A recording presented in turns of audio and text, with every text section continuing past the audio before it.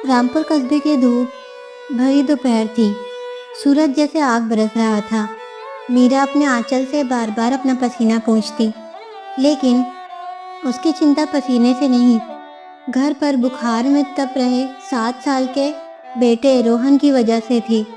Doctor ने कहा था उसे हल्का खाना देना, जैसे चावल की खिचड़ी, पर घर में चावल का एक दाना भी नहीं था। मीरा के पर्स में कुल मिलाकर 20 रुपए थे, जो उसने पड़ोसियों के कपड़े सिलकर कमाए थे।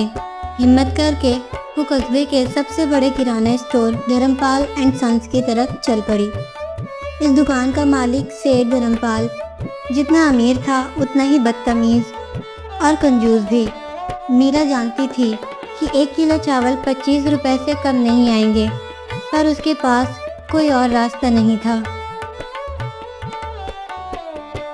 दुकान पर भीड़ लगी थी। मीरा एक कोने में खड़ी अपनी बारी का इंतज़ार करने लगी। उसकी नज़र दुकान में सजे सामान पर पड़ी। बिस्किट के पैकेट, तेल के डिब्बे, मसालों की बोरियां। ऐसा लगता था जैसे दुनिया की हर चीज़ इस दुकान में है, बस उसकी किस्मत में नहीं।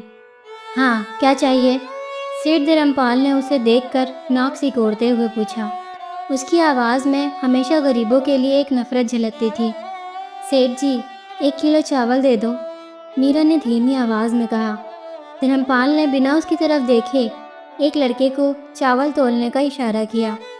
लड़के ने प्लास्टिक के अजीब सी महक वाले चावल एक पन्नी में तोले और मीरा की तरफ बढ़ा दिए। मीरा ने अपने पर्स से सारे सिक्के निकाल कर काउंटर पर रख दिए।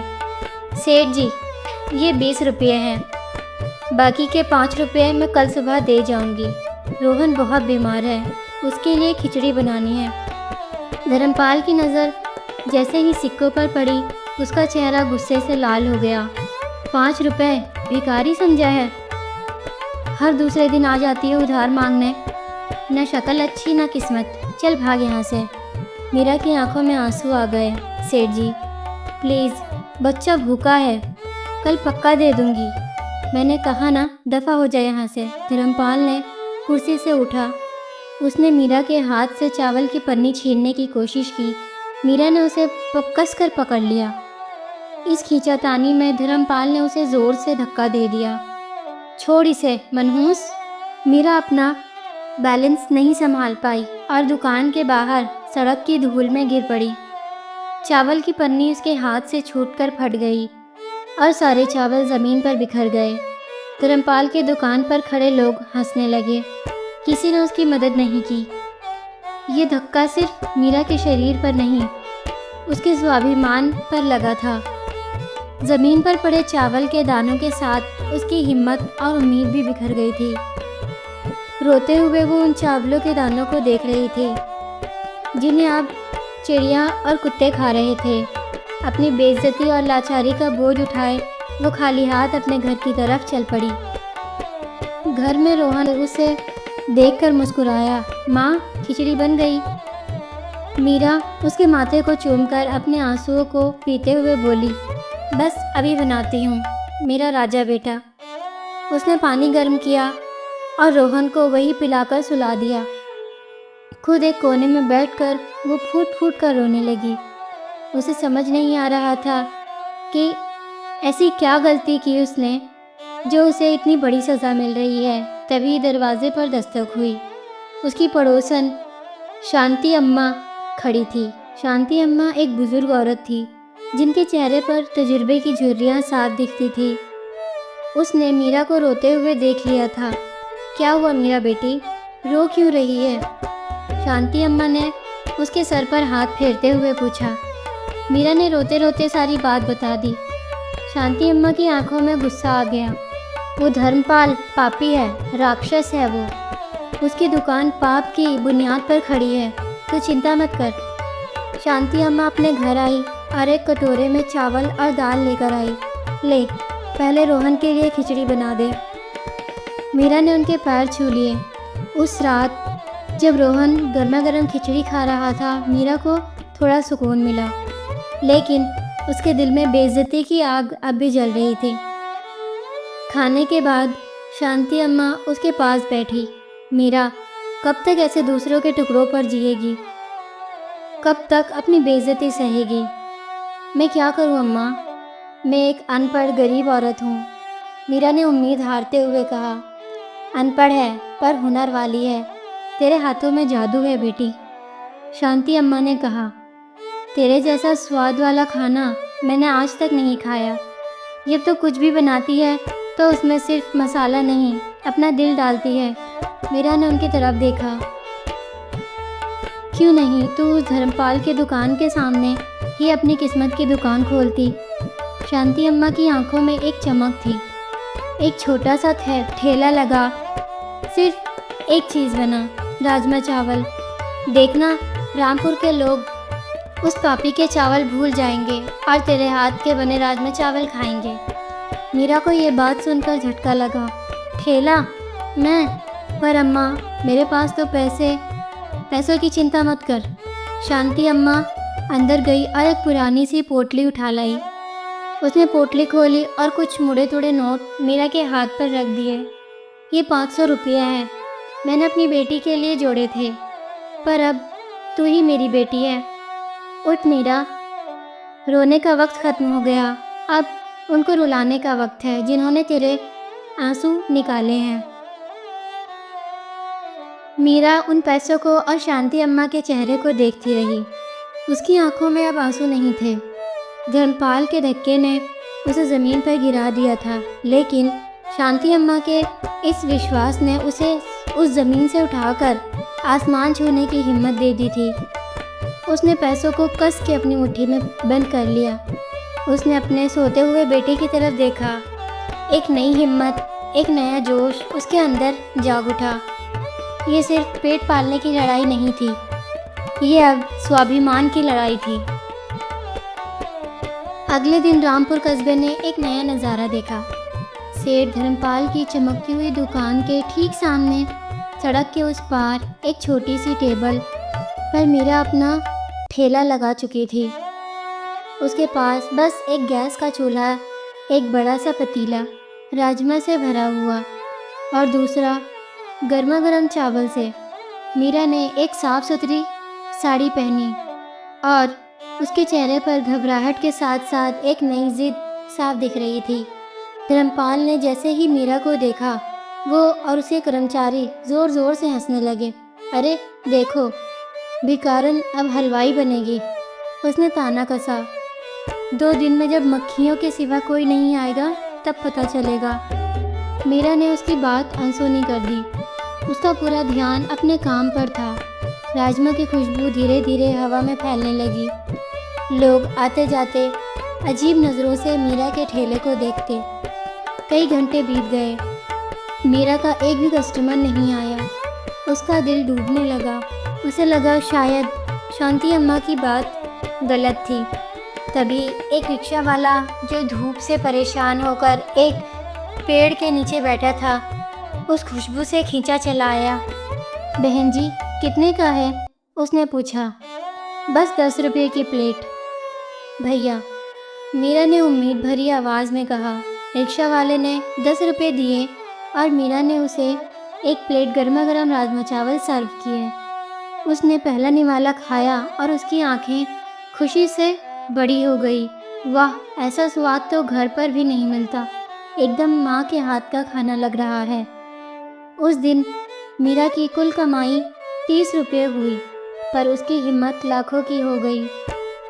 धीरे धीरे उस रिक्शा वाले की वजह से वर्ड ऑफ माउथ फैलने लगा। स्कूल के बच्चे, आपस के आसपास के दुकानदार, सभी मीरा के राजमा चावल खाने के लिए आने लगे।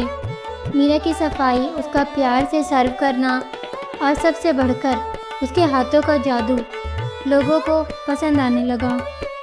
अब उसके ठेले पर सुबह से ही भीड़ लग जाती थी। ये सब देखकर सेठ धर्मपाल जल भुनकर राख हो रहा था।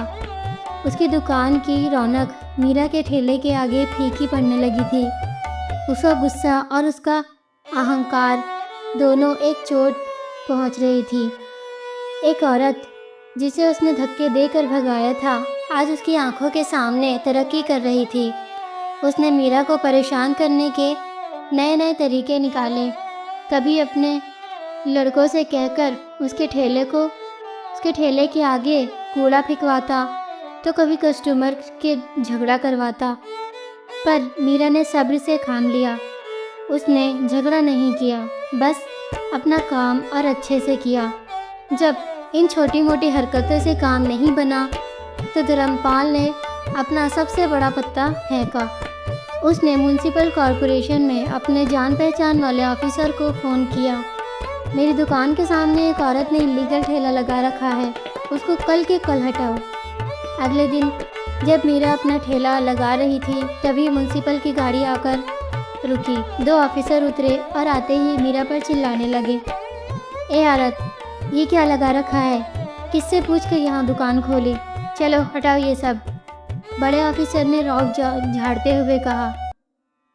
मीरा के हाथ पांव फूल गए। साहब, मैं गरीब औरत हूँ, अपने बच्चे के पेट पाल रही हूँ, हमें कानून मत सिखा, हटाओ इसे वरना सारा सामान उठा कर ले जाएंगे, ऑफिसर ने धमकाया। धर्मपाल अपनी दुकान में खड़ा मुस्कुरा रहा था। उसे लगा आज इस कहानी का दी एंड हो जाएगा। लेकिन तभी एक अजीब चीज़ हुई। वही रिक्शा वाला जो मीरा का पहला कस्टमर था आगे आया। साहब, ये औरत कोई गलत काम नहीं कर रही, मेहनत से रोटी कमा रही है।